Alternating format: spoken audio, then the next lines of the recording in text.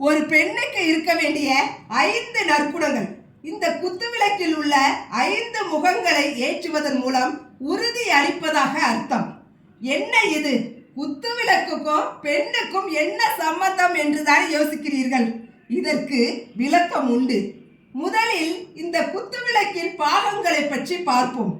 குத்துவிளக்கின் தாமரை போன்ற பீடம் பிரம்மாவையும், குத்துவிளக்கின் நடுத்தண்டு ஸ்ரீ விஷ்ணுவையும், நெய் எரியும் மகள் சிவனையும், தியாகத்தையும், தீபம் திருமகளையும், சுடர் கலைமகளையும் குறிக்கிறது.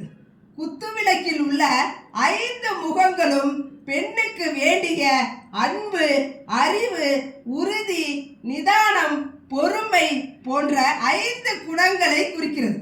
அதனால்தான் ஒரு பெண் திருமணமாகி முதன்முறையாக தனது கணவன் வீட்டிற்கு வரும்போது முதல் வேலையாக அப்பெண்ணை குத்துவிளக்கை ஏற்ற சொல்லி அந்த குத்துவிளக்கில் ஏற்றப்படும் தீபம் மூலமாக வீடு முழுக்க ஒளிபரப்ப செய்கிறார்கள்.